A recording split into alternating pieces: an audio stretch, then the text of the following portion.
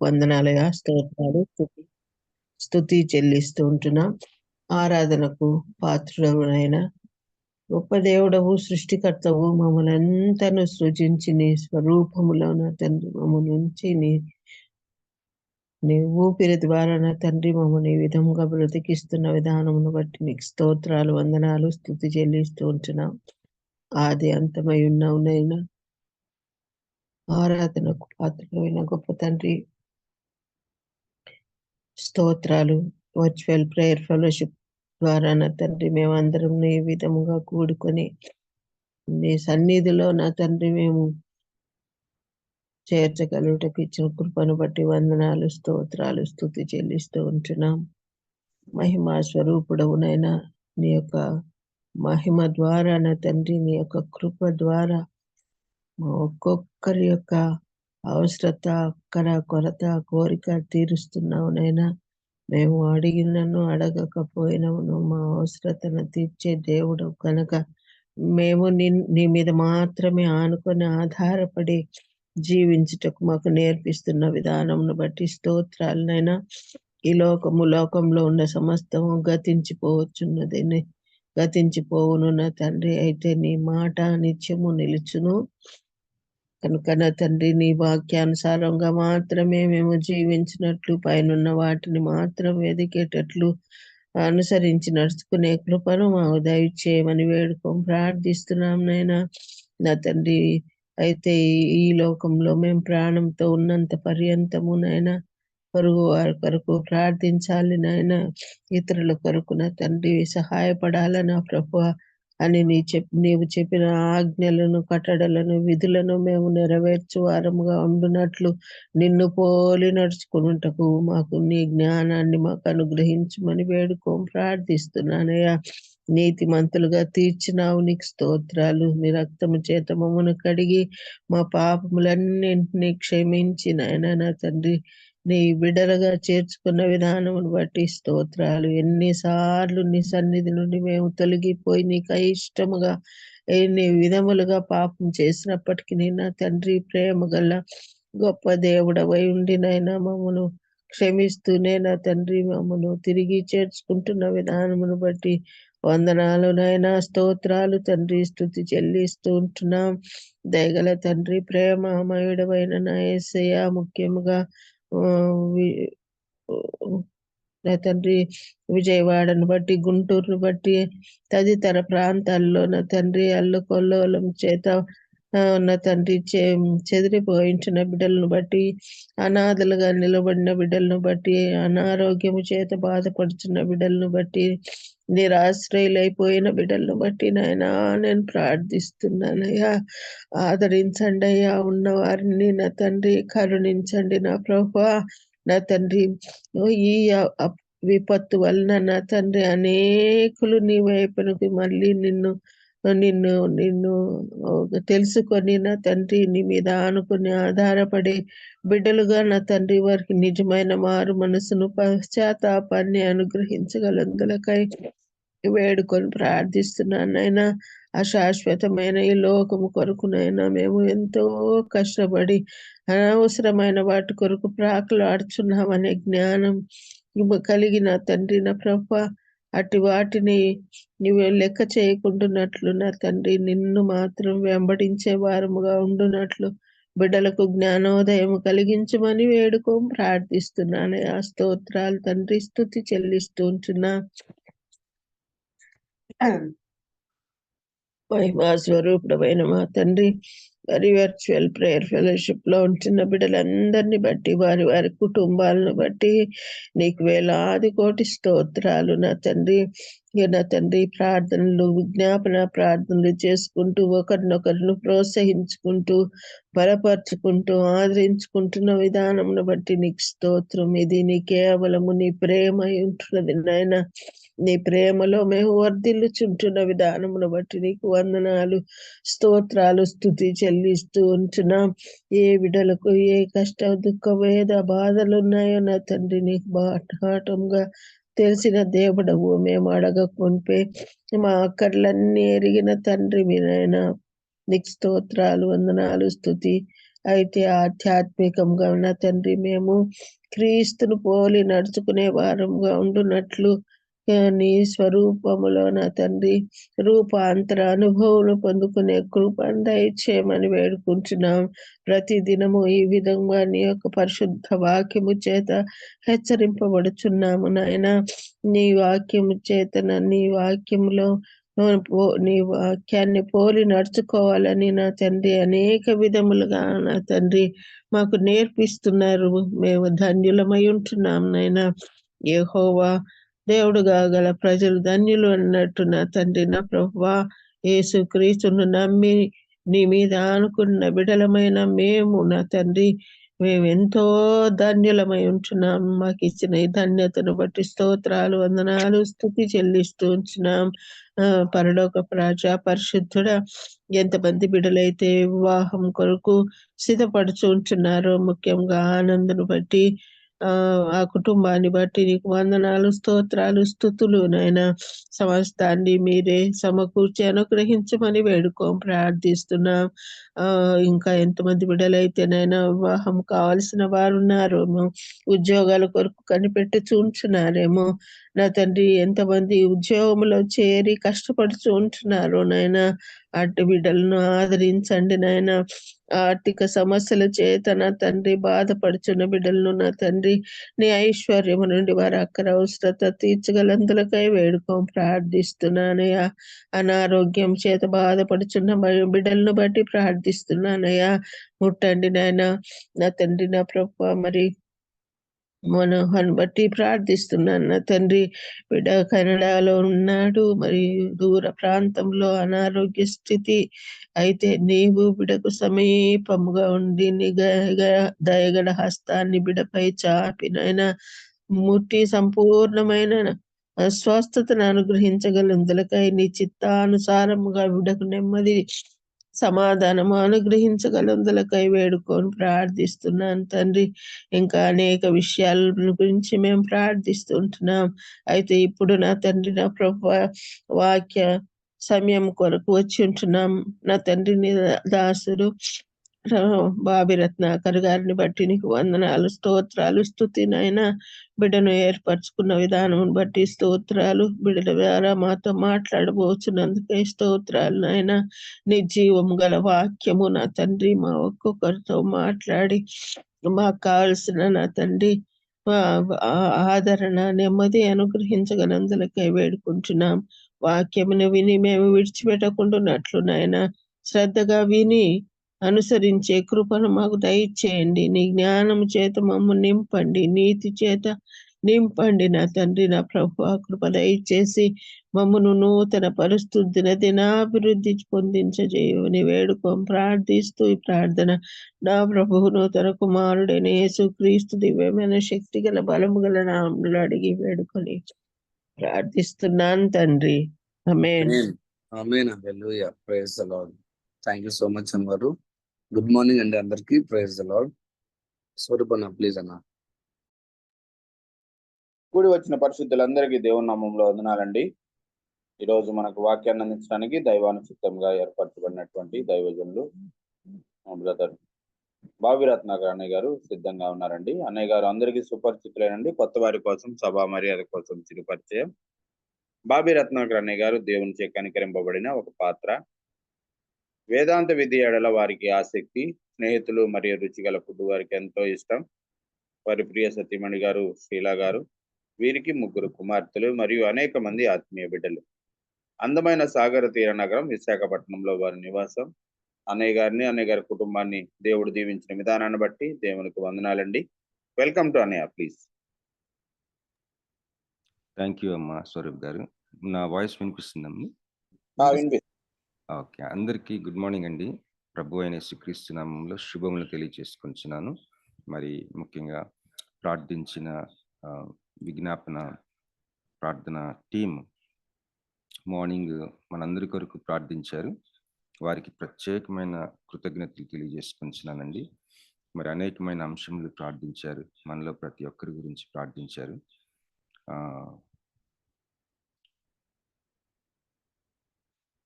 మరి విశాఖపట్నంలో కూడా వర్షాలు పడుతున్నాయండి నిన్నటి నుంచి. ఇలాగే కానీ సాయంత్రం వరకు పడితే లోతట్టు ప్రాంతాలు చాలా మునిగిపోతాయి. ప్రార్థన చేద్దాం. విజయవాడ కోసం మనం ప్రార్థన చేస్తున్నాం. దేవునికి స్తోత్రములండి. ఈరోజు హెబ్రీయులకు రాసిన పత్రిక 6వ అధ్యాయంలో కొన్ని తలంపులు మీతో పంచుకోవాలని నేను ఆశపడుతున్నాను. హెబ్రీయులకు రాసిన పత్రిక 6వ అధ్యాయం. మరి జస్ట్ టీజర్ లాగా నిరీక్షణ, హోప్, నిరీక్షణ అన్న మాట మనం ఎక్కువగా వాడం మన వాడుక భాషలో. మనం ఆశ అనే ఆ పదం వాడుతూ ఉంటాం నిరీక్షణ అన్న ప్లేస్లో. కానీ నిరీక్షణ అన్నది బైబిల్ వాడుతున్న పదం. దాని గురించి మీలో ఎవరైనా నిరీక్షణ అంటే ఏంటి చెప్పగలరా? గుడ్ మార్నింగ్ అన్న మురళి. ఎదురుచూపు. Thank you. ఇంకా అండి, ఇంకెవరన్నా నిరీక్షణ అంటే ఏంటి?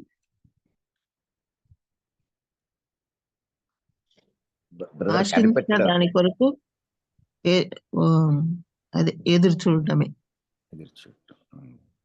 బ్రదర్ కనిపెట్టడం అండి, కనిపెట్టడం. Thank you brother. ఇంకా ఎవరైనా చెప్పగలరండి? నిరీక్షించడం అండి బ్రదర్. నిరీక్షణ. నిరీక్షణ నిరీక్షణ అంటే ఏంటని అడుగుతున్నాను సిస్టర్. నిరీక్షణ అంటే ఆశతో కూడిన ఎదురు చూపు. ఆయన కృప కొరకు, ఆయన కృప కొరకు మనం వేచి ఉండడం. థ్యాంక్స్ అండి. ఆయన కృప కొరకు వేచి ఉండటం, కనిపెట్టడం, ఎదురు చూడటం. ఆశతో కూడిన ఎదురు చూపు ఏంటండి? ఆశతో కూడిన. బాగుంది. ఇది 2 మాటలు పెట్టేశారు దాంట్లో.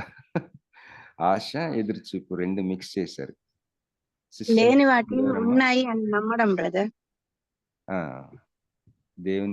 దేవుని వాగ్దానాలండి. లేని వాటిని ఉన్నవి అని నమ్మటం. మన కంటికి ఎదురుగా కనబడనివి ఉన్నవి అని మనం నమ్మడం, విశ్వసించడం. మీరు చెప్తుంది విశ్వాసం నిర్వచనం కదండి. అదృశ్యమైనవి ఉన్నవనుటకును, నిరీక్షించబడి వాటి యొక్క నిజస్వరూపమును అదృశ్యమైన ఉన్నవంటకు రుజువునై ఉన్నది అన్నది విశ్వాసం యొక్క నిర్వచనం. నేను అడుగుతుంది నిరీక్షణ. కనిపెట్టుకొని ఉండటం. ఏంటమ్మా? కనిపెట్టుకొని ఉండటం. Thank you. Higher faith. ఏంటండి? Higher faith.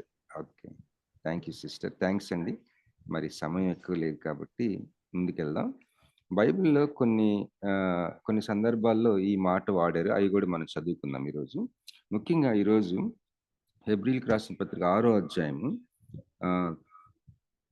క్రిందికి వెళ్తే ఒక ప్రత్యేకమైన ఒక ఫ్రేజ్ ఉంది, ఒక మాట ఉంది ఇక్కడ. 12వ వచనం అండి. ఎవరైనా చదువుతారండి? Hebrew 6:12. Praise lord brother. Praise lord. మీరు మందులు కాక విశ్వాసము చేతను ఓర్పు చేతను వాగ్దానములను స్వతంత్రించుకొని వారిని పోలి నడుచుకున్నట్లుగా మీలో ప్రతి వాడును మీ నిరీక్షణ పరిపూర్ణమగు నిమిత్తము మీరిది వరకు కనుపరిచిన ఆసక్తిని తుదమట్టుకు కనుపరచవలనని అపేక్షించుచున్నాము. ఇక్కడ నాకు ఆశ్చర్యం అనిపించిన మాటలు ఏంటంటే, నిరీక్షణ పరిపూర్ణమగు నిమిత్తము. నిరీక్షణ కలిగి ఉండటం ఒక విషయం అయితే, నిరీక్షణ పరిపూర్ణమగటం అది దేవుని వాక్యము మనకి ఈరోజు ఈ మాట మీద మనం కాన్సన్ట్రేట్ చేద్దామని ఆశపడతా ఉన్నాను. చిన్న ప్రార్థన చేసుకుందాం. మహాపరిశుద్ధుడా ప్రభువా, నాయన తండ్రి, నాయన మీ వాక్యంను మేము ధ్యానం చేసుకుంటుండగా నన్ను నీ రక్తంలో కడిగి నన్ను వాడుకోనండి ప్రభువా. నాయన తండ్రి, చేరువచ్చిన ప్రతి బిడ్డను ఆశీర్వదించండి తండ్రి. మీరు సంధించండి. మీ సన్నిధి కొరకై కృతజ్ఞతలు తెలియజేసుకొంచు యేసు నామములో ప్రార్థించి వేడుకొంచున్నాం తండ్రి. ఆమేన్. హల్లెలూయా. మరి ఈ యొక్క 6వ అధ్యాయము ఎలా మొదలవుతుందంటే, ఒక హెచ్చరికలతోటి, ఒక వార్నింగ్ తోటి మొదలవుతుంది. నేను చదువుతానండి కొన్ని. ఏ సందర్భంలో ఈ యొక్క మాటలు మాట్లాడారో మనకి అర్థం కావడానికి నేను కొన్ని వాక్యాలు చదువుతాను. 1వ వచనం చదువుతానండి. హెబ్రీ 6:1. కాబట్టి నిర్జీవ క్రియలను విడిచి మారు మనస్సు పొందుటయు దేవుని యందలి విశ్వాసమును బాప్తిస్మములను గూర్చిన బోధయు, హస్త నిక్షేపణమును, మృతుల పునరుద్ధానమును, నిత్యమైన తీర్పును అను పునాది మరలా వేయక, క్రీస్తుని గూర్చిన మూలోపదేశము మాని సంపూర్ణుల మగుటకు సాగిపోదము. దేవుడు సెలవిచ్చిన ఎడల మనం అలాగు చేయదము. ఒకసారి వెలిగింపబడి పరలోక సంబంధమైన వరమును రుచి చూచి పరిశుద్ధాత్మలో పాలివారై దేవుని దివ్య వాక్యమును రాబో యుగ సంబంధమైన శక్తుల ప్రభావమును అనుభవించిన తరువాత తప్పిపోయిన వారు తమ విషయంలో దేవుని కుమారుని మరలా సిలువ వేయించు బాహాటంగా ఆయనను అవమానపరుచుచున్నారు గనుక మారు మనస్సు పొందినట్లు అట్టి వారిని మరలా నూతన పరుచుట అసాధ్యం. ఎట్లనగా భూమి తన మీద తరచుగా కురియు వర్షమును త్రాగి ఎవరి కొరకు వ్యవసాయం చేయబడినో వారికి అనుకూలమైన పైరులను ఫలించుచు దేవుని ఆశీర్వచనము పొందును. అయితే ముండ్ల తుప్పలను గచ్చ తీగలను దాని మీద పెరిగిన ఎడల అది పనికిరానిదని విసర్జింపబడి శాపము పొందతగినదనుగును, తుదకది కాల్చివేయబడును. అయితే ప్రియులారా, మేమీలాగు చెప్పుచున్నను, మీరింతకంటే మంచిదియు రక్షణకరమైనదియునైన స్థితిలోనే ఉన్నారని రూఢిగా నమ్ముచున్నాము. ఇక్కడ మొదటి కొన్ని వచనాల్లో చాలా తీవ్రమైన హెచ్చరికలు ఉన్నాయి మనం చదివిన రీతిగా. మనం ఒక్కొక్కసారి ఇది చదువుతున్నప్పుడు బైబిల్ పండితుల్లోనే ఏకాభిప్రాయం లేదు. చరిత్రలో, క్రైస్తవ చరిత్రలో ఇంచుమించు 3-4 అర్థాలు ఉన్నాయి ఈ యొక్క వాక్యానికి. కానీ మనకి కొండ గుర్తు ఒకటే అండి, ఏంటంటే ఎప్పుడైతే మనకి భయం వేస్తుందో ఇలాంటి చదివినప్పుడు మనం క్షేమకరమైన స్థితిలో ఉన్నామని అర్థం అండి. ఇలాంటి హెచ్చరికలు చదువుతున్నప్పుడు ఎప్పుడైతే భయం ఉండదో మనం ప్రమాదంలో ఉన్నామని అర్థం. మరి పాపములు ఒప్పుకోవడం కానీ ఆ భయమును పుట్టించేది పరిశుద్ధాత్మ దేవుడే. భయం కలుగుతా ఉందంటే మాత్రం మనం ఒకసారి డాక్టర్ జయరాజ్ గారితో మా వైఫ్ నేను పరిశుద్ధంగా ఇంకా పరిశుద్ధతలోకి రావాలండి, పరిశుద్ధంగా ఉండటం విషయంలో మరి ఇంకా ఉండాలి అని అంటే ఆ అసంతృప్తి చాలా అవసరం అమ్మా అని చెప్పాడు ఆ డాక్టర్ గారు. ఆ మహానుభావుడు మరి దేవుని సన్నిధికి వెళ్ళిపోయారు. మరి హోలీ డిస్కంటెంట్, మరి పరిశుద్ధమైన అసంతృప్తి అట. అలాగే ఇక్కడ కూడా ఈ హెచ్చరికలు మరి ఒకసారి పునాది వేసుకున్న తర్వాత పడిపోతే వాళ్ళని తిరిగి వాళ్ళని రెస్టోర్ చేయటం అసాధ్యమని ఉంది. ఇలాంటివి చదివినప్పుడు అమ్మో నేను పడిపోయానా, నేను ఎట్లా ఉన్నాను, ఇలాంటి ఫియర్ ఒకలాగా మనల్ని అల్లకల్లోలం చేస్తుంటే, ఒకలాగా మనల్ని అసౌకర్యంగా ఉంచుతున్నప్పుడు మనం దేవుని మహాకృపను బట్టి భద్రంగానే ఉన్నామని అర్థం. ఇన్ని హెచ్చరికలు ఇస్తూ 9వ వచనం వచ్చేసరికి ఏమంటున్నాడో చూడండి. నేను హెబ్రీయులకు రాసిన పత్రిక 6:9 చదువుతున్నానండి. అయితే ప్రియులారా, ఈ హెబ్రీ పత్రిక అందుకున్న వారితో మాట్లాడుతూ రాస్తూ అంటున్నాడు, అయితే ప్రియులారా, మేమీలాగు చెప్పుచున్నను, మీరింతకంటే మంచిదియు రక్షణకరమైనదియునైన స్థితిలోనే ఉన్నారని రూఢిగా నమ్ముచున్నాను. 10వ వచనం చూడండి. మీరు చేసిన కార్యమును, మీరు పరిశుద్ధులకు ఉపచారం చేసి ఇంకను ఉపచారము చేయుచుండుట చేత తన నామమును బట్టి చూపిన ప్రేమను మరుచుటకు దేవుడు అన్యాయస్తుడు కాడు. అంటే మన యొక్క రక్షణ పునాదులు మరి మీలో ప్రతి ఒక్కరు కూడా ఈ పునాది వేసుకున్నారని నేను నమ్ముచున్నాను. ఏది మనం చదివిన పునాదులు మారు మనస్సు విషయంలో మరొకసారి చదువుతాను. 1వ వచనంలో ఈ కొన్ని పునాదులు ఏంటంటే దేవుని యందు విశ్వాసమును, బాప్తిస్మం గురించిన బోధ. ఇది మనకి దేవుని యందు విశ్వాసం అనే పునాది వేసుకున్నాం. బాప్తిస్మం గురించిన బోధ మనం విన్నాము. హస్త నిక్షేపణమును, మృతుల పునరుద్ధానమును, అంటే మరి తల మీద చేతులుంచి పెద్దలు మనకి ప్రార్థన చేసే విషయం. అలాగే మృతులు పునరుద్ధానం అవుతారు అన్న నమ్మకం. నిత్యమైన తీర్పు అను పునాది మరలా వేయక, క్రీస్తుని గూర్చిన మూల ఉపదేశము మాని సంపూర్ణమొకటకు సాగిపోదుము. ఒకసారి వెలిగింపబడి పరలోక సంబంధమైన వరమును రుచి చూచి పరిశుద్ధాత్మలో పాలివారై, ఒకసారి వెలిగింపబడి, ఒక్కొక్కసారి కొంతమంది విశ్వాసులు మారు మనసు పొందుతారు కానీ బాప్తిస్మం తీసుకోరు, కొంత గ్యాప్ ఇచ్చి తీసుకుంటారు కొన్ని పరిస్థితుల వల్ల. అలాగే ప్రభువుని నమ్మకం కొద్దిగా ఒక స్పార్క్ లాగా, ఒక వెలుగులాగా, లేకపోతే ఒక చిన్న రేఖలాగా మనలో ఉదయించినప్పటికీ పూర్తిగా వెలిగించబడటానికి టైం తీసుకుంటుంటాం మనం. ఒకసారి వెలిగింపబడిన తర్వాత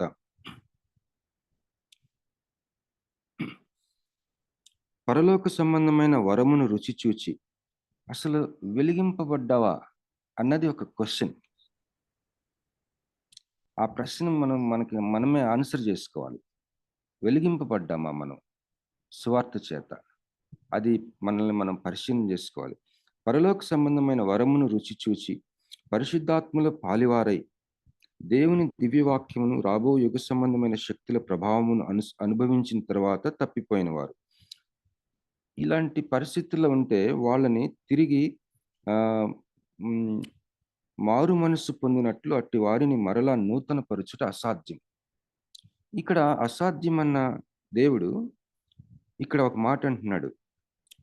10వ వచనం వచ్చేసరికి దేవుడు అన్యాయస్తుడి కాడు అంటున్నాడు.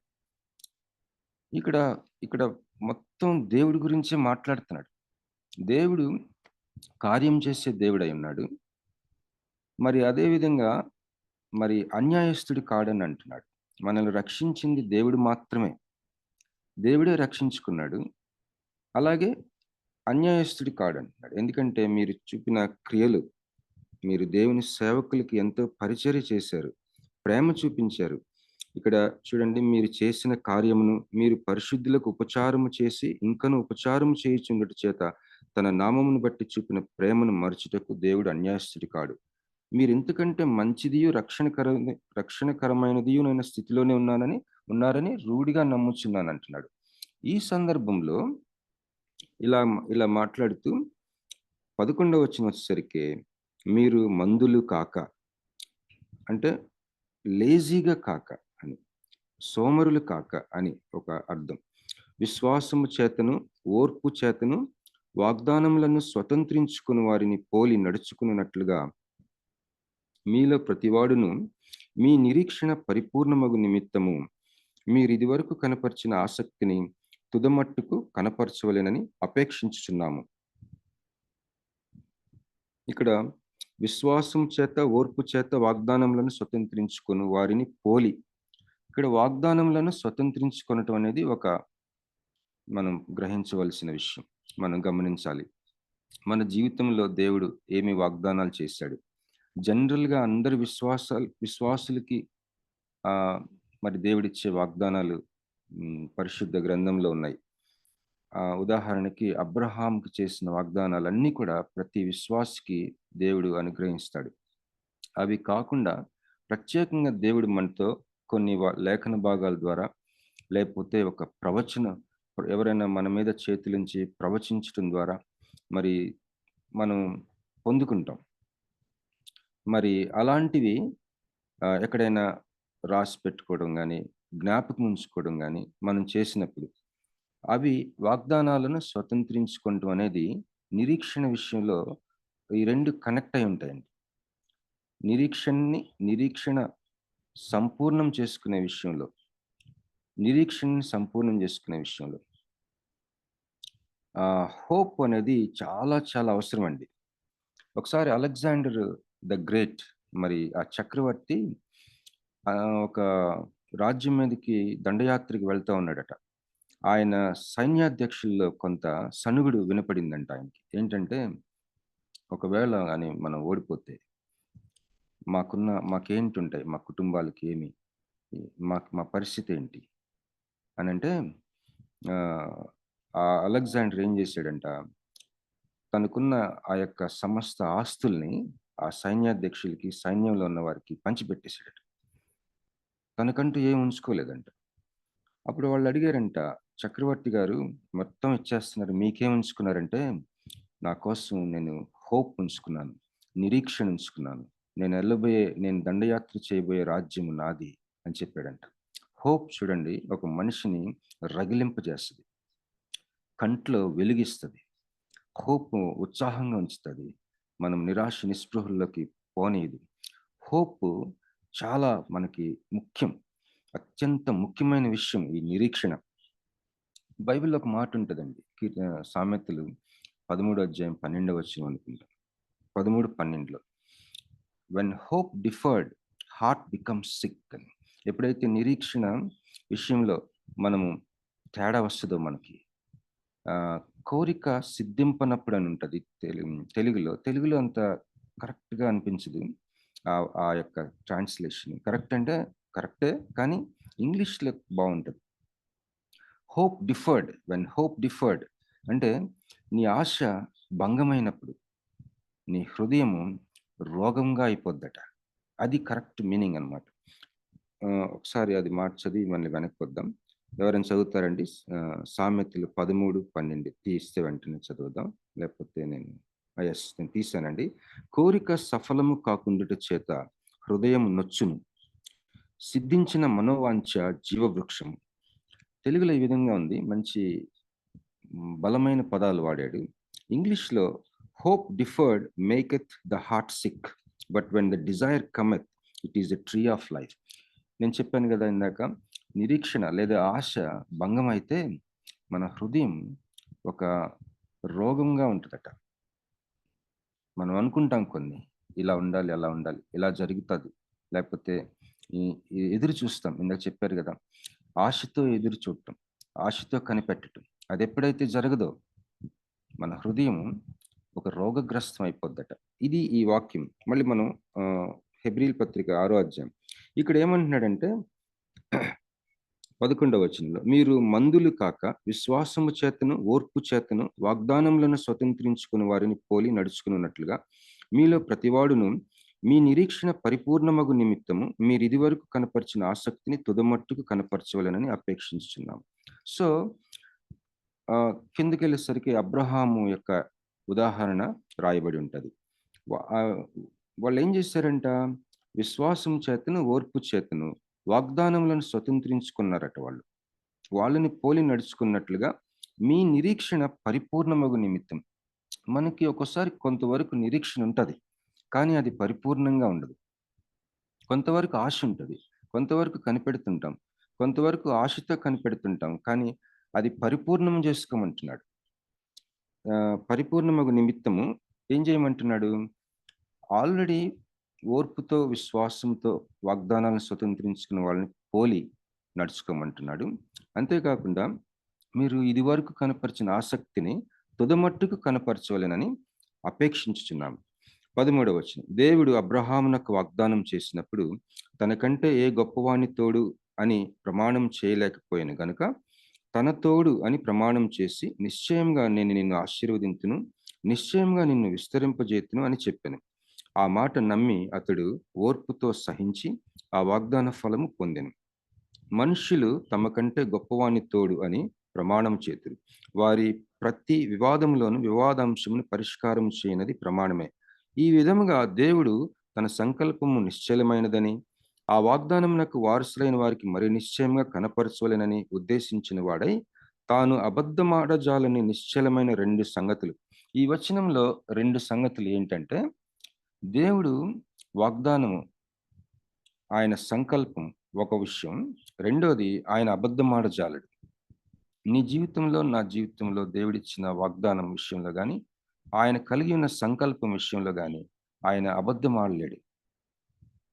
ఈ 2 విషయాలు, తాను అబద్ధమాడజాలని నిశ్చయమైన 2 సంగతులను బట్టి 18వ వచనం, మన ఎదుట ఉంచబడిన నిరీక్షణను చేపట్టుటకు శరణాగతులమైన మనకు బలమైన ధైర్యము కలుగునట్లు ప్రమాణం చేసి వాగ్దానమును దృఢపరిచింది. ఇక్కడ 18వ వచనంలో మరి యొక్క విచిత్రమైన మాటలు ఉన్నాయి నిరీక్షణ గురించి. మన ఎదుట ఉంచబడిందంట నిరీక్షణ. మనం పారిపోయి దాన్ని పట్టుకోవడానికట. మనం మన జీవితంలో శరణాగతులుగా పారిపోయే ఒక చిత్రం ఊహించుకుంటే, మన ఎదురుగా ఉన్న ఒక దుర్గము లేదా ఒక ఆశ్రయం, మన ఎదుట ఉంచబడిన నిరీక్షణను చేపట్టుటకు శరణాగతులమైన మనకు బలమైన ధైర్యం కలిగినట్లు. పరిస్థితులు మనల్ని వెంటాడుతున్నప్పుడు అన్నిటికంటే మనల్ని వెంటాడేది ఏంటంటే, నాకు తెలిసినంత వరకు ఫియర్, భయం. భయం అనేది చాలా భయంకరం. మన జీవితాల్లో రకరకాలుగా మనల్ని వేధిస్తుంటది ఈ భయం. ఫియర్ టార్మెంట్స్ అని ఉంటది 1 యోహానులో. భయము మనల్ని పీడిస్తుందట.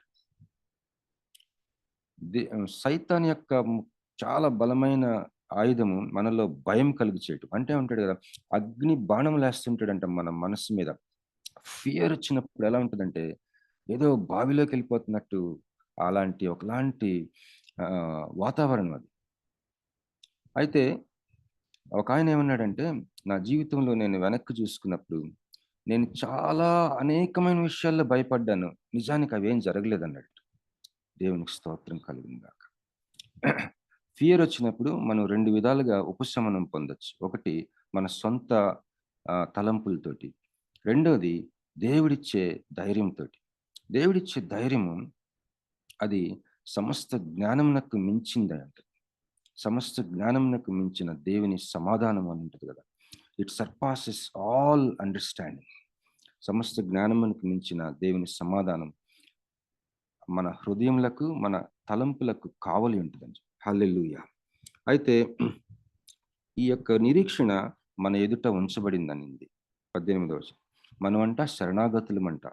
అది దానిని చేపట్టాల్సిన ఒకే ఒక ఎదురుగా మనకి ఏంటి, ఇప్పుడు సపోజ్ మనం ఏదైనా ఒక పాము మనల్ని వెంటాడుతుందంటే అది మనల్ని కరవకుండా ఉండటానికి మన ఎదుట ఒక పెద్ద ఏదైనా ఎత్తైన టేబుల్ లేకపోతే ఒక మంచం ఉందనుకోండి, పరిగెత్తి దాని మీదకి ఎక్కుతాం.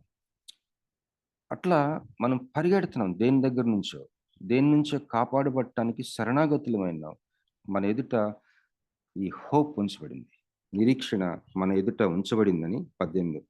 ఈ నిరీక్షణ 19వ వచనం, ఈ నిరీక్షణ నిశ్చలమును స్థిరమునై మన ఆత్మకు లంగరవలే నుండి తెరలోపల ప్రవేశించుచున్నది.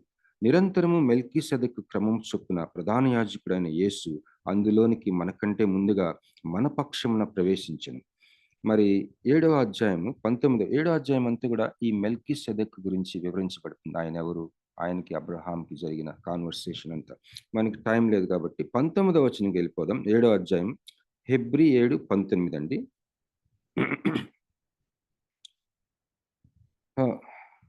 అంతకంటే శ్రేష్టమైన నిరీక్షణ దాని వెంట ప్రవేశపెట్టబడిను, దీని ద్వారా దేవుని యొద్దకు మనము చేరుచున్నాం.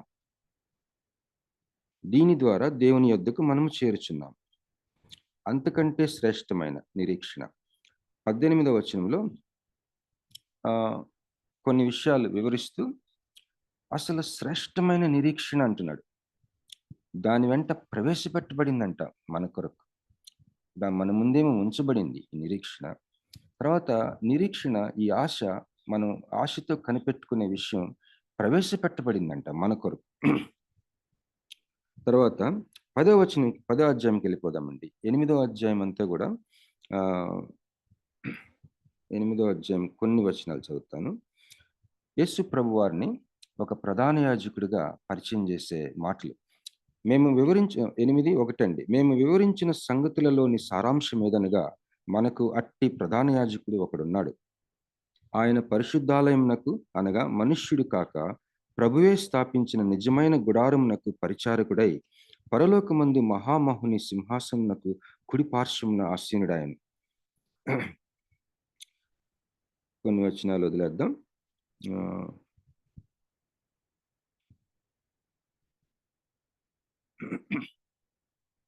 10వ అధ్యాయంలో ఉన్నాం, హెబ్రీ 10లో.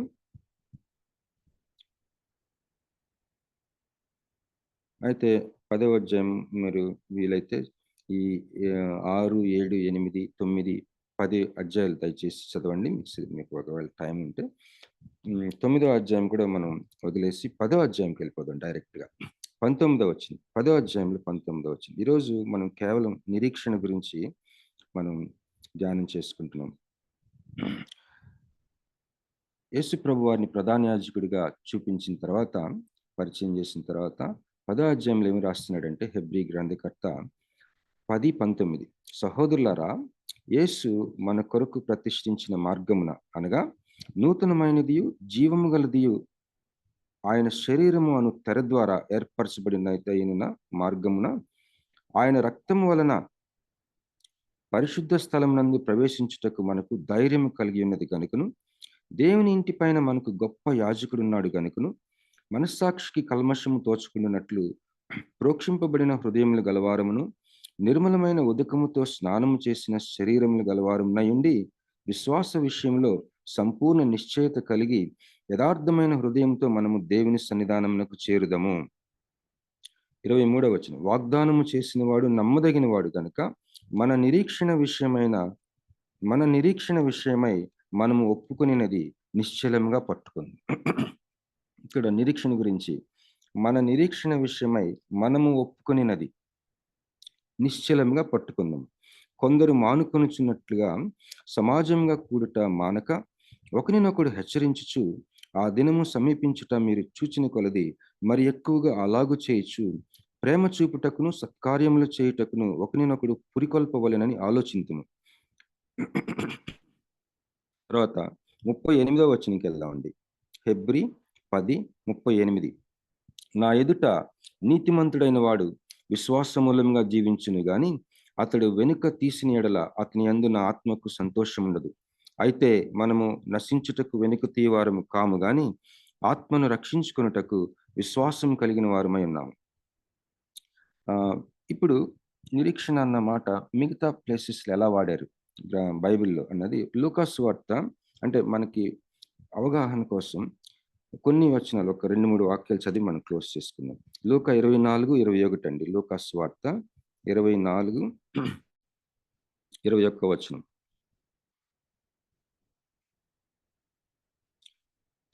ఇశ్రాయేలు చదవండి. ఇజ్రాయేలును విమోచింపబోవాడు ఈయనే అని మేము నిరీక్షించి ఉంటిమి. ఇది గాక ఈ సంగతులు జరిగి నేటికి 3 దినములాయెను. మేము నిరీక్షించాం అంటున్నాడు ఇక్కడ. ఇశ్రాయేలును విమోచించబోవాడు ఈయనే అని మేము నిరీక్షించి ఉంటిమి అన్నాడు. అలాగే 1 తిమోతి 4:10, 1 తిమోతి 4:10 వచనాలు, 10వ వచనం.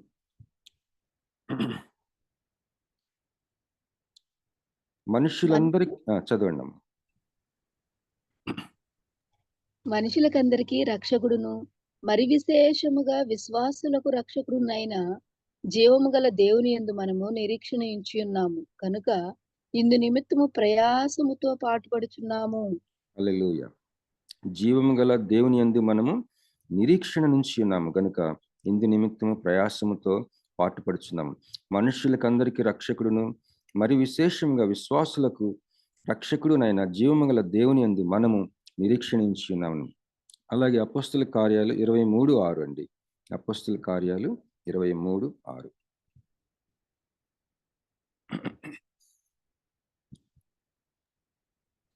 వారిలో ఒక భాగము సద్దూకయ్యులను మరి ఒక భాగము పరిసయ్యులనై ఉన్నట్టు పౌలు గ్రహించి, సహోదరులారా నేను పరిసయ్యుడును.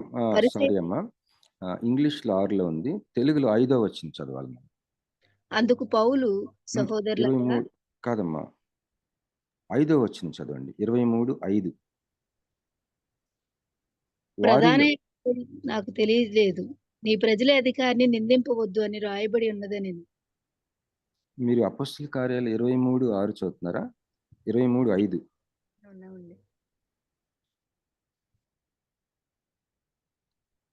అపోస్తుల కార్యాలు 23:5 అమ్మా. వారిలో ఒక భాగము సద్దూకయ్యులను మరి ఒక భాగం పరిసయ్యులనై ఉన్నట్టు పౌలు గ్రహించి, సహోదరులారా నేను పరిసయ్యుడను, పరిసయ్యుల సంతతి వాడును. మనకున్న నిరీక్షణ గురించి, మృతుల పునరుద్ధానం గురించి నేను విమర్శింపబడబోచున్నానని సభలో బిగ్గరగా చెప్పాను. మనకున్న నిరీక్షణ అంటున్నాడు. పరిసయ్యులమైన మనకి మృతులు పునరుద్ధానం అవుతారని ఒక నిరీక్షణ ఉంది, మనకి ఎదురు చూస్తున్నాం అంటున్నాడు.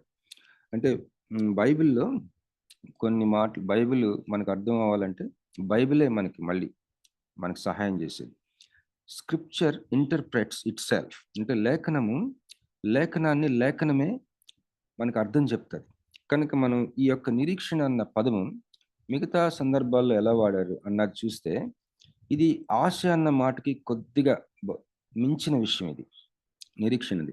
అది మనకి జస్ట్ తెలుసుకుందామని, జస్ట్ మీ దృష్టికి తేవాలని నేను సవినయంగా చదువుతున్నానండి. లాస్ట్గా రోమ 15:4 నేను చదువుతాను. ఏలయనగా ఓర్పు వలనను లేఖనముల లేఖనముల వలని ఆదరణ వలనను మనకు నిరీక్షణ కలుగుటకై పూర్వమందు వ్రాయబడినవన్నీ మనకు బోధ కలుగు నిమిత్తము వ్రాయబడి ఉన్నవి. మళ్ళీ చదువుతానండి. ఏలయనగా ఓర్పు వలనను లేఖనముల వలని ఆదరణ వలనను మనకు నిరీక్షణ కలుగుటకై. లేఖనముల వలన ఆదరణ వస్తుందంటండి. ప్రతిరోజు మనం బైబిల్ చదువుకోవాలి. మరి అంటే ఎవరికైనా చదివే అలవాటు లేకపోతే చెప్తున్నానండి. బైబిల్ చదివినప్పుడు మనం ఒకవేళ నిరీక్షణ విషయంలో కొద్దిగా తగ్గుతూ ఉంటే అది మనల్ని బలపరుస్తుంది. బైబిల్ చదవటం, బైబిల్ చదువుతూ ఉన్నప్పుడు మరి ధ్యానం చేయాలి. మరి బైబిల్ కొంతమంది అలా రీడింగ్ చేసేస్తారు. మంచిదే, మనకు అది గుర్తుండిపోతుంది, మన హృదయంలో రిజిస్టర్ అవుతుంది. కానీ ధ్యానం చేసినప్పుడు అసలు భలే ఉంటుంది. మనసంతా కూడా ఎవరో మన మనస్సుకి స్నానం చేపించినట్టు ఉంటుంది అసలు. అందుకనే వాక్యం అనే ఉదక స్నానం అని ఉంటుంది. లోపలంతా రెన్యూ అయిపోయి అసలు మనం స్ప్రింగుల్లాగా నడుస్తుంటాం. ఒక స్ప్రింగుల్ తోటి ఎలా నడుస్తుంది అలా గాల్లో పవర్ఫుల్గా ఉంటాం. మన వాక్యమును మనం ధ్యానం చేసినప్పుడు, ఆ ధ్యానం చేసినప్పుడు దేవుడు నీతో మాత్రమే ప్రపంచంలో మాట్లాడతాడు. ఆ యొక్క వాక్యంలో నీకుండిన ప్రశ్నలు, నీకుండిన తలంపులు ఏమాత్రం మొఖమాటం లేకుండా ధ్యానం చేయాలి. చాలా అద్భుతమైన అనుభవం అది. దాన్నే మౌన ధ్యానం సమయం అంటారు, క్వైట్ టైం అంటారు. మార్నింగ్ అని ద బెస్ట్ టైం మార్నింగ్ అనమాట. మనం మార్నింగ్ ధ్యానం చేసుకున్నప్పుడు దేవుడు సంధించే సమయం. ఇక్కడ లేఖనముల వలన అంటే బైబిల్ చదవటం ద్వారా మనకి ఆదరణ కలుగుతుందని, ఆ ఆదరణ వల్ల మనకి నిరీక్షణ కలుగుటకై పూర్వమందు వ్రాయబడినవన్నీ మనకు బోధ కలుగు నిమిత్తము వ్రాయబడి ఉన్నవి. మరి కీర్తనలు 17:15 అండి. కీర్తనలు 17:15. కీర్తనల గ్రంథం 17 చదువుతారమ్మా దీప్తి గారు?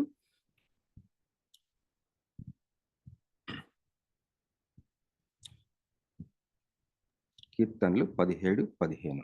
వారు తమ హృదయమును కఠినపరుచుకుని ఉన్నారు, వారి నోరు గర్వముగా మాటలాడును. కీర్తనలు 17 రా, 17 17 17 15 17 15 లాస్ట్ వచ్చిన. నేనైతే నీతి గల వాడనై నీ ముఖదర్శనము చేసేదను. నేను మేల్కొనున్నప్పుడు నీ స్వరూప దర్శనముతో నా ఆశ తీర్చుకొందును. నేనైతే నీతి గలవాడనై నీ ముఖ దర్శనం చేసేదని, నేను మేల్కొనున్నప్పుడు నీ స్వరూప దర్శనంతో నా ఆశను తీర్చుకుంది. దేవునికి స్తోత్రం కలుగును గాక. మరి ఈ హోప్ అనేది దీని గురించి ఆలోచించమని నేను మిమ్మల్ని ప్రభు పేరిట బ్రతిమాలుతున్నానండి. మనకి నిరీక్షణ, ఈ ఆశ, ఇందాక ఒక సిస్టర్ గారు మరి దీని గురించి నన్ను అర్థం చెప్పేటప్పుడు ఆశతో కనిపెట్టడం అని ఈ రెండు పదాలని జోడించి చెప్పారు. అంటే ఆశ అనేది మామూలుగా ఒక లెవెల్గానే మనకు వివరిస్తుంది నిరీక్షణ అన్న అర్థానికి. నిరీక్షణ అనేది భలే మంచి మాట. దాంట్లో చాలా భావం ఇమిడి ఉంది. ఈ నిరీక్షణ మనం సంపూర్ణం చేసుకోవాలని 6వ అధ్యాయంలో ఈ గ్రంథకర్త రాస్తా ఉన్నాడు. ఎలాగా సంపూర్ణం చేసుకోవచ్చు అంటే, ఓర్పుతోనూ విశ్వాసంతోనూ వాగ్దానాలను స్వతంత్రించుకున్న వారిని పోలి నడుచుకుంటాం. అలాగే మరి మందులు కాక అని ఉంటుంది. మందులు కాక దాని గురించి ఒకసారి 6వ అధ్యాయంకి వెళ్ళి చూద్దామండి ఆ మాటలు. హెబ్రీ 6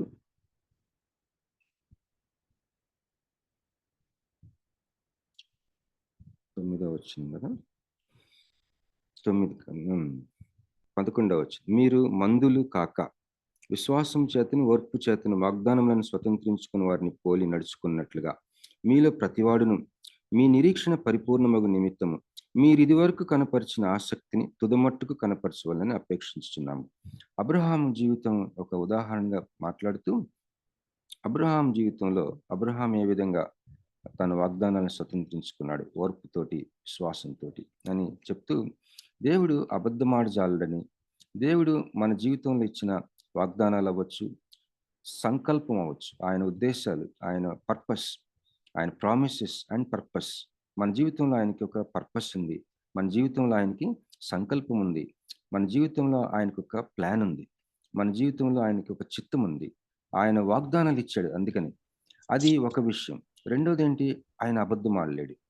ఈ 2 విషయాలను బట్టి మనము ఆయన మీద నిరీక్షణ పెట్టుకోవాలట. వాగ్దానాలు స్వతంత్రించుకోవాలట. అలాగే మరి కొన్ని విషయాలు చూసాం. చిన్న ప్రార్థన చేసుకుందాం. సిస్టర్ ఒక్క పల్లవి పాడతారండి ఎవరైనా?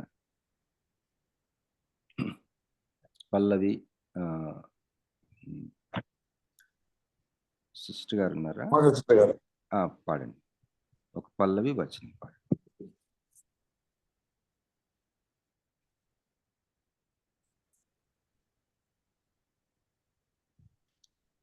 పాస్టర్ గారు పాడుతున్నారా? విజయ్ కుమార్ గారు. దేవుని యందు నిరీక్షణ నుంచి ఆయనను స్తుతించు నా ప్రాణమా. దేవుని యందు నిరీక్షణ నుంచి ఆయనను స్తుతించు నా ప్రాణమా. నేను బయట నా ప్లీజ్. Thank you. అన్మ్యూట్ చేసుకున్నారు మీరు అనుకున్నాను పాస్టర్ గారు. అయినా థ్యాంక్స్ అండి మీరు పాడినందుకు. విజయ్ కుమార్ గారు, బ్రదర్ విజయ్ కుమార్ గారు, మీరేమైనా పాడతారండి? ఒకవేళ మీకు అనుకూలంగా లేకపోతే అమ్మ సునీత సిస్టర్ గారు ఉన్నారు. సునీత రవికుమార్ గారు, జామి సునీత రవికుమార్. సార్ సునీత లో ఉన్నారండి. నైట్ అంటే కరెంట్ లేదు, బయట ఉన్నానండి. Okay, sorry sir. ఓకే, సరే అండి. ఓకే, ఇంకెవరైనా పాడచ్చు అమ్మా అనుకూలంగా అంటే? ఒక పల్లవి. ఏం పాట అండి? ఏదో ఒక పాట సిస్టర్. పల్లవి. ఓకే. నిన్ను పోలిన వారెవరు, మెలు చేయు దేవుడవు, నిన్నే నమ్మితి నా దేవా. నిన్నే నా జీవితమునకు ఆధారము చేసుకుంటిని, నీవు లేని జీవితమంతా వ్యర్థముగా పోగునయ్యా. ఎల్ షదాయ్ ఆరాధన, ఎలోహీం ఆరాధన, అడోనాయ్ ఆరాధన, యేషువా ఆరాధన, ఎల్ షదాయ్ ఆరాధన, ఎలోహీం ఆరాధన, అడోనాయ్ ఆరాధన, యేషువా ఆరాధన. ఆమేన్. Thank you sister, thank you. చిన్న ప్రార్థన చేసుకుందాం. మహాపరిశుద్ధుడా నాయనా, నీకు స్తోత్రములు తండ్రి. నాయనా మరి చేరి వచ్చిన ప్రతి బిడ్డని మీరు నాయన సంధించమని ఈ ఉదయ కాలం మీ సన్నిధితో, మీ ఆత్మ కృమ్మరింపుతో నాయన మీరు కృమ్మరించమని వేడుకొంచున్నాం. నాయన మరి నీ యొక్క ప్రియులు నాయన మాకు తండ్రి సమానులు నాయన తండ్రి నీ సేవకులు నాయన మరి పాస్టర్ గారు రాబర్ట్ జేమ్స్ అయ్య గారిని మీరు స్వస్థపరచమని బ్రతిమాలు కొంచెం ఇప్పుడే నాయన నీ స్వస్థత శక్తి నాయన తండ్రి తరంగాల ద్వారా నాయన అయ్యగారి మీదకి, తల మీదకి నాయన సమస్త శరీరం మీరు టచ్ చేయండి అయ్యా. స్తోత్రాలు నాయన తండ్రి. మీరు తాకండి నాయన తండ్రి, మీరు తాకండి నాయన తండ్రి, నీ రక్తంతో తాకండి ప్రభువా. నాయన మీరు టచ్ చేయమని వేడుకొంచున్నాం నాయన తండ్రి. తీసివేయండి ప్రభువా నాయన ఆ యొక్క స్వస్థత అంతటిని తీసివేయండి. నీ గాయపడిన హస్తంతో నాయన మీరు తాకమని వేడుకొంచున్నాం తండ్రి. నీకు స్తోత్రం నాయన తండ్రి. లంగ్స్ దగ్గర ఉన్న సమస్త ఫ్లూయిడ్ని మీరు తీసేయండి ప్రభువా నాయన. లంగ్స్ మీరు తాకండి ప్రభువా. నీ యొక్క శ్వాసను అనుగ్రహించండి ప్రభా. మీరు టచ్ చేయండి, స్వస్థపరచండి నాయన. మీరు స్వస్థపరచమని అడుగుతున్నాను. బలపరచండి, స్వస్థపరచండి, దిట్టపరచండి నాయన. నీ ఆత్మని బహుగా కృమ్మరించండి, నీ ఆత్మను అనుగ్రహించండి అయ్యా. తాజా అభిషేకం దయచేయండి, నా ఆత్మను కృమ్మరించండి నాయన. మాట్లాడండి ప్రభువా. మీరు మాట్లాడి స్వస్థపరిచే దేవుడు నాయన తండ్రి. మీకు సమస్త మహిమ మీరు పొందుకోవాలి నాయన. మీరు స్వస్థపరచండి, స్వస్థపరచండి, స్వస్థపరచండి, స్వస్థపరచండి తండ్రి. స్వస్థపరచండి, స్వస్థపరచండి. హల్లెలూయా. అలాగే నాయన ఇందుబా లాంటి గురించి ప్రార్థిస్తున్నాం తండ్రి. నాయన తండ్రి బలపరచమని వేడుకొంచు. ఇప్పుడే నాయన తనున్న ఆ యొక్క స్థలంలో, ఆ గదిలోనికి మీరు ప్రవేశించండి యేసయ్యా. నాయన మీరు తాకండి. అనేక మందిని మీరు చేతులు తల మీద ఉంచి స్వస్థపరిచారు, అనేక రకాలుగా స్వస్థపరిచారు నాయన. ఇప్పుడే ఈ సమయంలో మీరు నాయన ఆ బిడ్డ మీద నాయన నీ చెయ్యి ఉంచండి ప్రభువా. నాయన నీ చేయించి నాయన బలపరచండి. నాయన తండ్రి నీ శక్తి నాయన టచ్ చేసేలాగా చేయండి ప్రభు. నీ శక్తి గొప్పది, నీ స్వస్థత శక్తి నాయన. మీరు పొందిన దెబ్బల చేత మాకు స్వస్థత కలుగుచున్నదని ఉంది కదా. మీరు పొందిన దెబ్బల్ని నాయన, ఆ యొక్క దెబ్బలను బట్టి అడుగుచున్నాం. మీరు పొందిన దెబ్బలను బట్టి మేము అడుగుచున్నాం. మీరు స్వస్థత అనుగ్రహించండి నాయన. చేరి వచ్చిన ప్రతి బిడ్డను ఆశీర్వదించండి నాయన. ఈ దినములో ప్రభువా గొప్ప నాయన దినముగా చేయండి నాయన. మీతో నాయన ఒక నూతన కిరణాలు మాకు దయచేయండి నాయన. మాకు ఆశ కనిపెట్టడం, నిరీక్షణ నాయన సంపూర్ణం చేయండి అని వేడుకుంటున్నాం నాయన. ఈ వాక్యమును మాలో ఫలింపచేయమని నీ కరుణ కటాక్షం మాకు అనుగ్రహించమని అడుగుతూ యేసు నామములో ప్రార్థిస్తున్నాం తండ్రి. ఆమేన్. హల్లెలూయా. ఓవర్ టు జాన్సన్ గారు. Thank you Bobby. Thank you అయ్యా Bobby. Thank you aunty. Praise the lord. హల్లెలూయా. Thank you so much daddy for the wonderful word. ఆత్మీయ ఎంతగానో బలపరచబడ్డాము, ఆశీర్వదించబడ్డాము. సహవాసం తరపున మీకు మా హృదయపూర్వక వందనాలు. ప్రార్థన చేసుకొని ముగించుకున్నామండి. జామ రవికుమారయ్య గారు మీరు ప్రార్థన చేయవలసింది కోరుచున్నాము. కొన్ని ప్రార్థనా అంశాలు ఉన్నాయి గారు. జేమ్స్ అయ్య గారి కొరకు సంపూర్ణ ఆరోగ్యం కొరకు ప్రార్థన చేయండి. అలాగే కెనడాలో బ్రదర్ కొరకు మనం ప్రార్థన చేస్తాం. నిన్న ప్రేయర్ గ్రూప్ డాడీ పోస్ట్ చేశారు. బ్రదర్ జేడి మనోహర్ వాళ్ళపై ఐసీలో అడ్మిట్ చేస్తున్నారండి. ఆయన కొరకు ప్రార్థన చేయండి. అలాగే ఇందుబల ఆంటీ గారు ఇంకా షుగర్ లెవెల్స్ కొంచెం కంట్రోల్ అవ్వాలి, ఆంటీ ఇంకా పరిపూర్ణంగా ఆరోగ్యం రావాలి. అలాగే ఝాన్సీ రాణి అమ్మగారికి ఫీవర్, కాఫ్ విపరీతంగా ఉన్నాయని చెప్పారు. ఇంకా సంపూర్ణంగా ఆరోగ్యం కలగాలి. అలాగే మన సంజీరావు గారి కొరకు నీ ఆపరేషన్ అయింది, ఆయన త్వరగా కోలుకోవాలని ప్రార్థన జ్ఞాపకం చేసుకుంటే ప్రార్థన చేసుకుందాం అండి. 1 సెకండ్ పాస్టర్, సారీ అండి. ఇంకెవరికైనా ప్రేయర్ రిక్వెస్ట్ ఉంటే అన్మ్యూట్ చేసుకుని చెప్పండి, ప్రార్థన చేస్తారు పాస్టర్ గారు.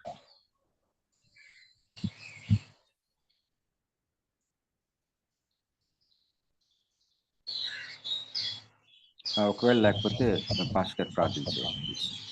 పరిశుద్ధమైన తండ్రి, నీ బంగారు పాదాలకు వందనం ప్రభా. నీ ప్రేమను బట్టి కృపను బట్టి వందనాలు తండ్రి. అయ్యా ప్రత్యేకంగా ప్రభా తండ్రి, నిన్న రాత్రి మొదలుకొని దినం వరకు ప్రభా వర్షం కంటిన్యూగా పడుతూనే ఉందయ్యా. విజయవాడలో అనేక మంది ప్రభా తండ్రి అయ్యా తినడానికి ఆహారం లేక, ఉండడానికి వీలు లేక ఉన్న పరిస్థితి ప్రభా చూస్తున్నాను తండ్రి. ఒకసారి ప్రభా జ్ఞాపకం చేసుకో తండ్రి. ప్రభా ప్రకృతిని ఆయుధం ప్రభా తండ్రి, దాన్ని ఎదిరించగల శక్తి తండ్రి ఎవరికి లేదయ్యా. నువ్వే కనికరించాలి, నువ్వే కృప చూపాలి, నువ్వే దేవతను ప్రభా కాపాడాలి తండ్రి. చాలా మంది ఇబ్బంది పడుతూ ఉన్నారు, సహాయం దయచేయండి. అదేవిధంగా ప్రభా ఈ తుఫాన్ ప్రభా ఆపమని ప్రార్థన చేస్తూ ఉన్నాం ప్రభా, సహాయం దయచేయండి. అదేవిధంగా నీ దాసులు ప్రభా రాబర్ట్ జేమ్స్ గారి కోసం ప్రార్థన చేస్తున్నాను తండ్రి. అయ్యా ప్రభా నీ సేవకుడు ప్రభా అనేక ప్రాంతాల్లో తండ్రి వయసుకు మించిన ప్రయాణం, వయసుకు మించిన తండ్రి బాధ్యతలు ప్రభా ఆయన భుజాన్ని వేసుకొని తండ్రి సేవ చేసి ఉండగా నీ దాసుని జ్ఞాపకం చేసుకోండి ప్రభా నీ ఉమ్ములో స్వస్థత ఉంది, నీ వస్త్రంలో స్వస్థత ఉంది, నీ మాటలో స్వస్థత ఉంది, నీ వాక్కులో స్వస్థత ఉంది, నీ తాకిడిలో స్వస్థత ఉంది ప్రభా. అయ్యా నీ వాక్కు నింపు తండ్రి ప్రభా, నీ దాసుని తండ్రి అయ్యా తండ్రి స్వస్థపరచమని ప్రార్థన చేస్తున్నాను తండ్రి. బిడ్డను ప్రభా ఇంకా రాబోతున్న కాలంలో బహుబలంగా వాడుకోండి ప్రభా. అరికాలు మొదలుకొని అన్నెత్తి వరకు తండ్రి అనారోగ్య సమస్య కానీ, బాధ కానీ, ఇబ్బంది కానీ లేకుండా సంపూర్ణ స్వస్థతో నింపి తండ్రి నువ్వే సకల మహిమగంధ ప్రభావం పొందమని ప్రార్థన చేస్తూ ఉన్నాను తండ్రి. అదేవిధంగా ప్రభా కెనడాలో ఉన్న దేవతను ప్రభా మనోహరంగా అబ్బాయి కోసం ప్రార్థన చేస్తున్నాను తండ్రి. బిడ్డ ఐసీయూలో ఉన్నాడయ్యా, సహాయం తెచ్చండి. సన్స్ట్రోక్ నుంచి బిడ్డకి ఎటువంటి ఇబ్బంది లేకుండా కాచి కాపాడమని, స్వస్థపరచమని, అయితే తన ఆరోగ్యం తిరిగి పొందగలిగే భాగ్యం తెచ్చమని ప్రార్థన చేస్తున్నాను తండ్రి. ప్రార్థన ఆలకించేవాడా, సర్వశిరులను ఎద్దకు వచ్చిందని సెలవిచ్చిన రీతిగా తండ్రి విశ్వాసంతో ప్రార్థన చేస్తున్నాం ప్రభా. ఎక్కడ 2-3 కూడి ప్రభా ప్రార్థన చేస్తారు అక్కడ ఉంటానన్నావు తండ్రి ప్రభా. దాన్ని ప్రభా మాకు దయచేస్తానన్నావు ప్రభా, దయచేయమని ప్రార్థన చేస్తున్నాను తండ్రి. అదేవిధంగా ఇంద్రబల్ల ఆంటీ గారి కోసం ప్రార్థన చేస్తున్నాను తండ్రి. తల్లి గారిని ముట్టండి, స్వస్థపరచండి, బలపరచండి, సంపూర్ణ ఆరోగ్యంతో బిడ్డను నింపమని ప్రార్థన చేస్తున్నాను తండ్రి.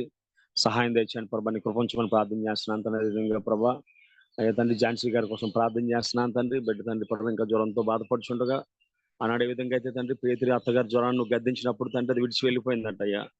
దేవతన ప్రభా అస్వస్థను గద్దించి సంపూర్ణ స్వస్థ బిడ్డ నింపి సేవలో వాడుకోమని ప్రార్థన చేస్తున్నాను. సహాయం తెచ్చమని ప్రార్థన చేస్తున్నాను ప్రభా, కృపించండి. అదేవిధంగా ప్రభా నీ ఆపరేషన్ చేసుకున్న తండ్రి బిడ్డను ప్రత్యేకంగా జ్ఞాపకం చేసుకోండి ప్రభా. ఆ బిడ్డకు కావాల్సిన శక్తి, బలము, ఆరోగ్యం ప్రభా నువ్వు దయచేయమని ప్రార్థన చేస్తున్నాను తండ్రి.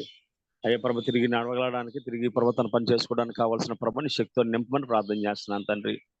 అయ్యా ప్రభ నువ్వు లెమ్మంటే అనేక మంది దేవతండి ప్రభా తండ్రి కుంటివారు లేచి ప్రభా అయ్యా దగ్గర లేచి తండ్రి ప్రభా సన్నిధిలో ఆరాధించినట్టుగా వాక్యాలు సెలవిస్తూ ఉన్నాయి ప్రభా. నీ కృపని దోస్తుల మీద ఉంచమని ప్రార్థన చేస్తున్నాను తండ్రి.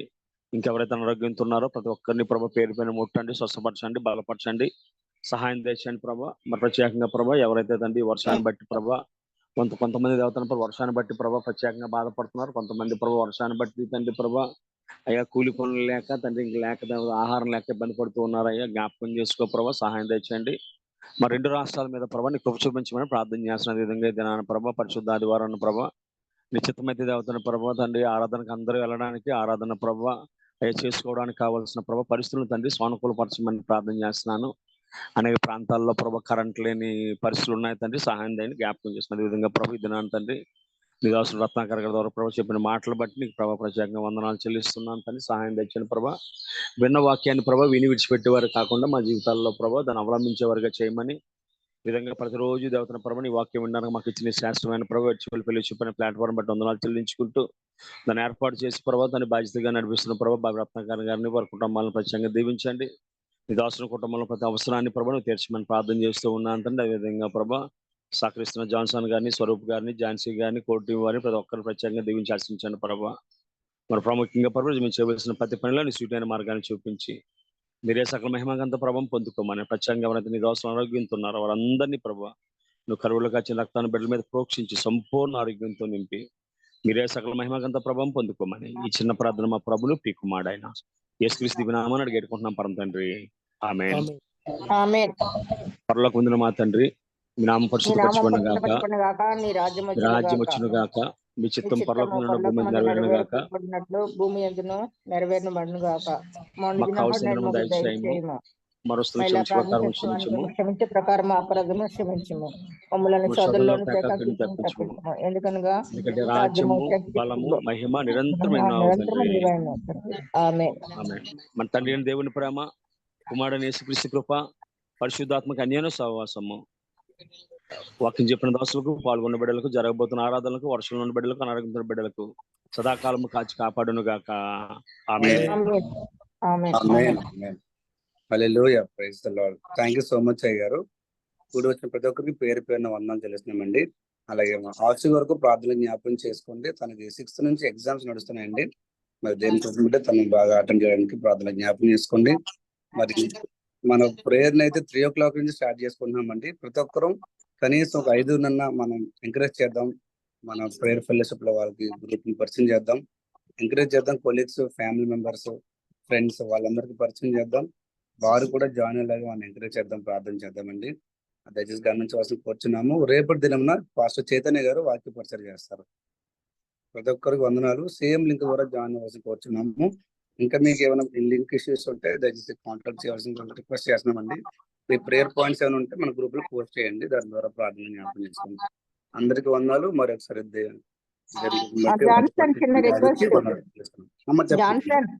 ఏం లేదు, నిన్న మనం ఎర్లీ మార్నింగ్ మీకు స్కెచ్ ఇచ్చాను. 2 రోజులు నా ప్రయాణం, జీవనంద్ కుమారి, మీరు, వసీదా సిస్టర్ అందరికి చెప్పాను పల్లివాడ వెళ్తున్నానని. దేవుని కృపను బట్టి 2 రోజులు కొద్దిగా రిస్క్ అయినా ట్రైన్లు ఎక్కడం దిగడం. ఈ రోజు భీమవరంలో ఉండిపోయాను. నాది ఇంకా జర్నీ పూర్తి కాలేదు. ఈ రోజు సాయంత్రం మళ్ళీ తాడేపల్లిగూడెం వెళ్ళి ఏపీ ఎక్స్ప్రెస్ ఎక్కి వైజాగ్ రావాలి. వైజాగ్ 4 గంటలకు చేరుతుంది. తర్వాత 5 గంటలకు మళ్ళీ నేను బస్సులో పాడేరు వెళ్ళాలి. సో నా ప్రయాణం చాలా దగ్గరకు ఉంది కాబట్టి మరి ఆ ట్రైన్ లేట్ అయిపోవడం అలా అవ్వకుండా నేను మళ్ళీ డ్యూటీకి పాడేరు వెళ్ళవలసి ఉంది. కాబట్టి అనారోగ్యం కాకుండా, ఎటువంటి ఇబ్బందులు కాకుండా, ఇంతవరకు మీరు చేసిన ప్రార్థనలు అన్నిటిని బట్టి, మహాకృపను బట్టి ఇది సాక్ష్యం అయితే ఒక అరగంట చెప్పాలి. జీవానంద్ కుమారి గారు ఉన్నారు, ఆవిడ చెప్తారు మనకి జూమ్ లో. నేను పల్లివాడలో ఉన్నప్పుడు నీరుతో దారి మునిగిపోయింది. అప్పుడు బాబు ఏపో ఈత కొట్టినట్టు వెళ్ళిపోయాడు, నేనేమో యూత్ వైపు స్టేషన్ లో ఉండిపోయాను. ఇప్పుడు జీవానంద కుమారికి ఫోన్ చేశాను, అమ్మ నేను ఒక్కదాన్ని ఇక్కడ ఉన్నాను, మా బాబు బండి కూడా రాదట, 2 వీలర్, మరి నేనే ఈత కొట్టుకుంటూ వెళ్ళాలి, ఎలాగో ప్రార్థన చేయమ్మా అని జీవానంద కుమార్ని అడిగితే మీ ఇద్దరం కలిసి కొంతసేపు ప్రార్థన చేసుకున్నాం. తర్వాత బాబు వరి అయ్యి ఇంకొకళ్ళని ఎవరినో తీసుకొచ్చి మొత్తానికి ఆ నీళ్లు ఈదుకుంటా మోకాళ్ళ పైన పొట్ట వరకు, అంబలికస్ వరకు వచ్చినాయి ఆ నీళ్లు. అలా వెళ్ళి మొత్తానికి అక్కడ బండి పెట్టి అక్కడి నుంచి ఇంటికి వెళ్ళాం. సో దైవజనులను కలిసాము. దేవునికి మహిమ కలుగును గాక. మరి నా ప్రయాణం గురించి కొంచెం ఆందోళనగా ఉన్నాను, ప్రార్థన చేయండి అందరూ. అందుకనే అన్మ్యూట్ చేసుకుంటున్నాను ఈ మాట చెప్దామని. ఓకే అమ్మ, తప్పకుండా ప్రార్థన చేసుకుంటాం. అందరికీ వందనాలండి. రేపు దినం తిరిగి కలుసుకుందాము. Have wonderful day. Praise the lord. Thank you.